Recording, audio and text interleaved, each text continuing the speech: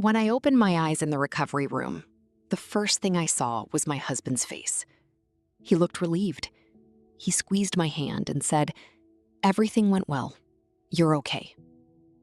I believed him. The surgery had taken 6 hours, a procedure I'd spent 3 months preparing for, building up the courage for, convincing myself I could handle. And when it was done, when I was finally allowed to go home 2 days later, I thought the hardest part was behind me. It wasn't.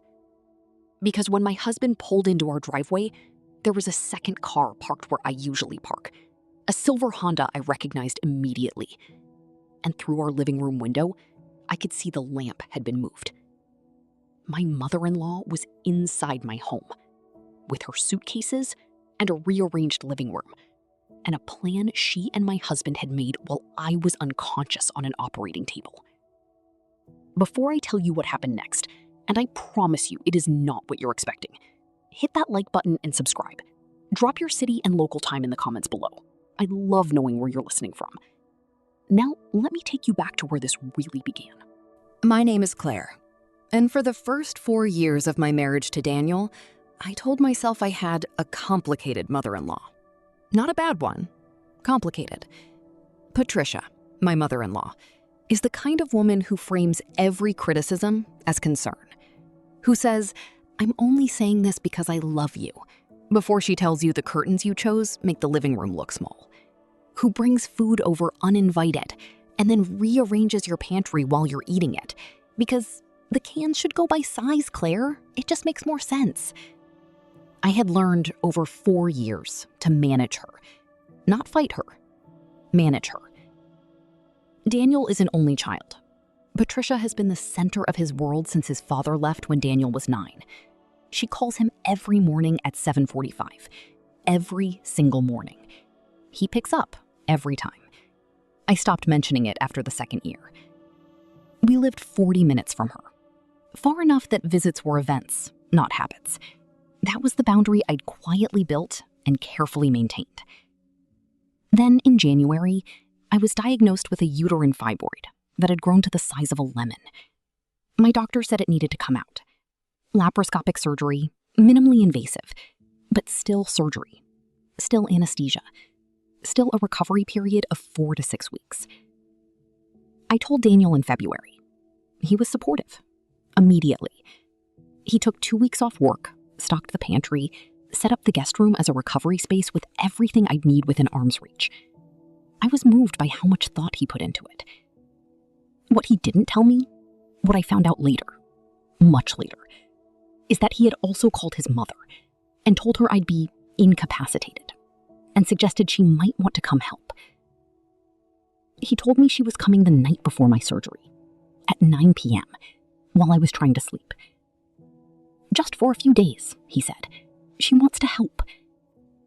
I was too anxious about the surgery to fight about it. I said, fine, a few days. I can do a few days. I didn't know then that a few days was not the plan. Not Patricia's plan, not Daniel's plan. And by the time I woke up from that surgery and understood what was actually happening, the plan was already in motion. The first week home, I told myself I was overreacting. Yes, Patricia had rearranged my kitchen, but she was cooking every meal, and Daniel was working from home, and I genuinely couldn't stand at the stove for more than 5 minutes without pain. So I let it go. Yes, she had moved the decorative items on my bookshelf into the garage because she found them cluttered. But she'd replaced them with a framed photo of Daniel as a child and a ceramic figurine she'd brought from her own house. And when I mentioned it, she said, "You need a calm environment to heal, Claire. I read it in an article." I let that go too. By the end of week 2, she was sleeping in our guest room. Daniel had said nothing about her leaving. When I asked him, privately, in our bedroom with the door closed, he said she was being so helpful and it would be cruel to ask her to leave when I still wasn't fully mobile. By the end of week 3, the guest room had a small bookshelf she'd brought from her car. Her toiletries were organized on the bathroom counter. Her shows were queued on our streaming account. And she had started referring to the house using we. We keep the good dishes in the cabinet on the left. We've been trying to reduce the salt in our cooking. We like to have dinner by 6:30. We. I was well enough by week 3 to walk without pain, to do laundry, to drive. My doctor had cleared me for light activity. There was no medical reason for Patricia to still be in my house. And then came the night that changed everything. I was in the kitchen at 10 p.m. getting a glass of water when I heard them in the living room, Daniel and Patricia, speaking quietly. I wasn't trying to eavesdrop. I just stopped moving when I heard my name. "She's getting better," Daniel said. "She'll be back to normal soon." "That's exactly what worries me," Patricia said. And then very clearly, very calmly, "Daniel, this house has 4 bedrooms. There's no reason I couldn't stay in one of them permanently. You could convert that little office into something useful." A pause. "She wouldn't go for it, Mom." "She would if you framed it right. You're her husband. She listens to you."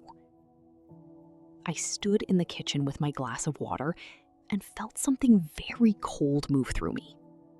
Not anger, clarity.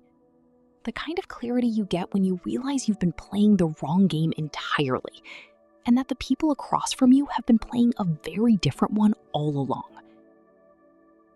I need to ask you something.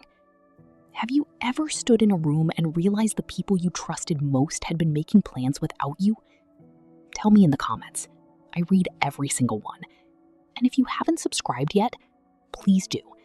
Because what I decided to do next is the part of this story I've never told anyone out loud before. I went back to bed that night, and I didn't say a single word about what I'd heard. This is the part people find hardest to understand when I tell this story. They ask, why didn't you just confront them? Why didn't you tell Daniel what you heard and demand she leave? Here's what I knew about Daniel after 6 years together. He is a conflict avoider. When pushed, he retreats. When given an ultimatum, he becomes defensive. If I had walked into that living room and said, "I heard everything and your mother needs to leave," he would have apologized, promised to talk to her in a way that changed nothing, and then come back to me with reasons why it wasn't the right time yet. I had watched that pattern play out a dozen times over 4 years. I knew it like I knew my own handwriting.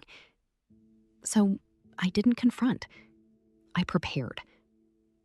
The next morning, I called my cousin Renata. Renata is a family law attorney.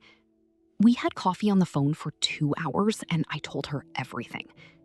She listened without interrupting, which is one of the things I love most about her. When I finished, she said, "Okay, here's what you need to understand about your situation." She explained that because we owned the home jointly, Daniel and I had bought it together, both names on the deed, Patricia had no legal right to be there against my wishes. She was a guest, and guests can be asked to leave. If they refuse, the homeowners have legal remedies. But there was a smarter play. Renata told me to document everything. Write down dates, times, what was said, what was moved, what was changed. Keep a private record. And then, when the time was right, present Daniel not with an emotional argument, but with a clear, documented picture of what had happened in his own home while he'd been too comfortable to notice. I also, on Renata's advice, had a conversation with our estate attorney. Because Daniel and I had a domestic partnership agreement, something we'd drawn up when we bought the house. And there were provisions in it that Daniel had never paid much attention to. Provisions about what happened to the property if one party made unilateral decisions about third-party occupants. He'd signed it without reading it carefully. I had read every page. For 2 weeks, I smiled at Patricia over dinner. I thanked her for cooking. I asked her how she slept. I even watched one of her shows with her on a Tuesday evening. And every night, after she went to bed, I opened a notes app on my phone and I wrote down everything. She moved the guest room furniture without asking. Noted, with date. She told the grocery delivery service to change our regular order. Noted. She told Daniel I seemed depressed and should probably see someone. Noted, with context. I wasn't depressed. I was building a case.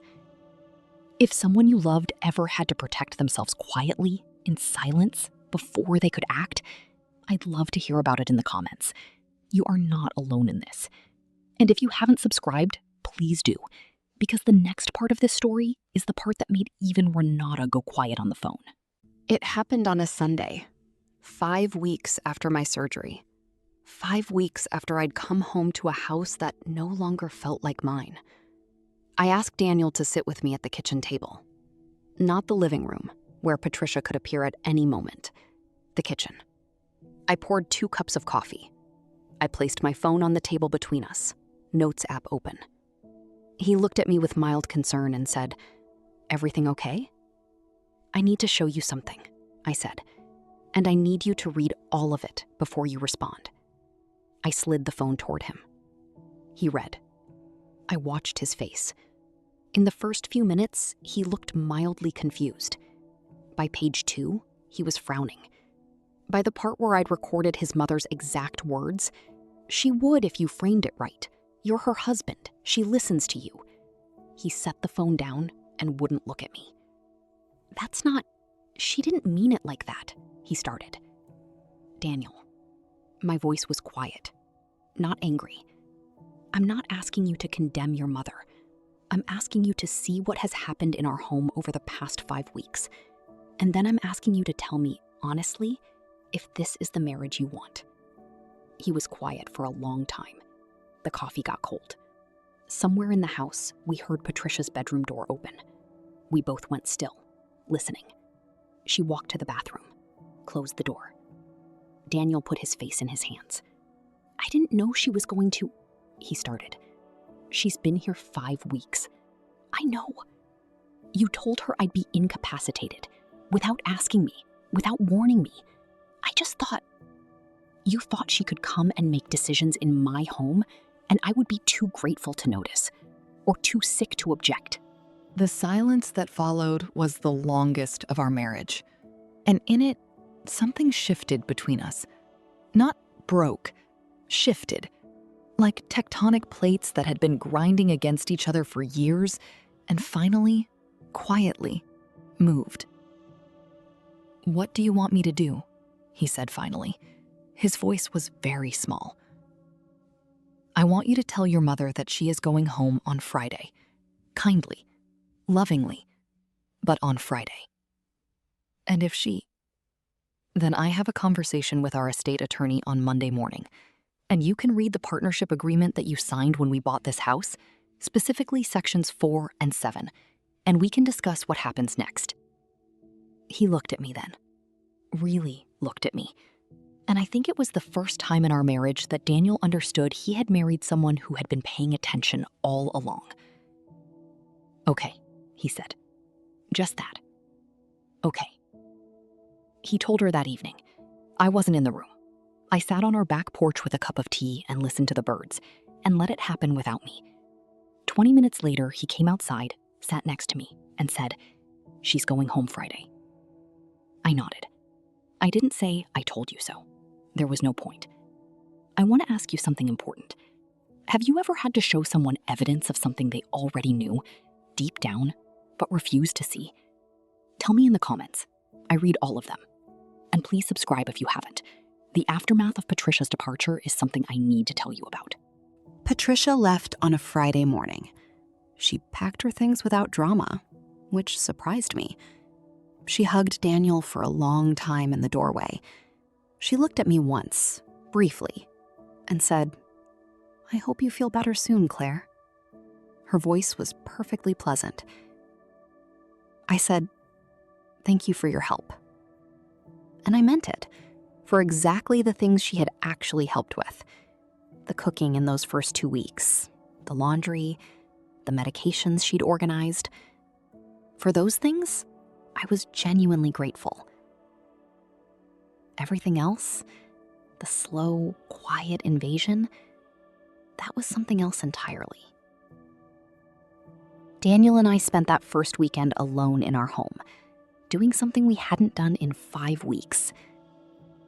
Nothing. We watched a movie on Friday night. We slept late on Saturday. We cooked breakfast together and left the kitchen messy and didn't clean it until Sunday afternoon. We didn't have a big reconciliation conversation. We didn't dissect everything that had happened. I think we both understood that some things needed time to settle before they could be examined clearly. What I will tell you is this. 3 months later, Daniel and I started couples therapy. Not because our marriage was broken. It wasn't. But because I had spent 6 years managing around a pattern that we had both agreed, silently, to pretend wasn't there. And I was done pretending. Our therapist is a small, precise woman who asked Daniel in our second session, "When did you last make a decision that you knew would disappoint your mother and make it anyway?" He thought for a very long time. And then he said he couldn't remember. That was the beginning of something real between us. Not perfect, real. Patricia and I have what I would call a civil relationship now. She calls Daniel every morning. He picks up maybe 4 times a week instead of 7. She comes to dinner on the second Sunday of every month. She compliments my curtains. I don't know if she knows how close she came to something much more serious. I don't know if Daniel ever told her about sections 4 and 7 of our partnership agreement. I didn't ask. What I know is this. The home I came back to after surgery, the one that felt invaded, rearranged, no longer mine, that home is mine again. Every drawer is back where I put it. The lamp is where I want it. The bookshelves have my things on them. And most mornings, when I make coffee and stand in my kitchen in the quiet of early light, I think about that night when I stood in the dark with my glass of water and heard a plan being made for my life without me. And I am grateful that I didn't speak, that I waited, that I prepared instead of reacted. Because some battles aren't won by being the loudest person in the room. Some battles are won by being the most patient one. Peace doesn't come from winning an argument. It comes from standing firmly in your own life and refusing to be moved from it. That is my story. And if it gave you something, a feeling, a memory, a little less loneliness in whatever you're carrying right now, then it did exactly what I hoped it would. I have one last question for you.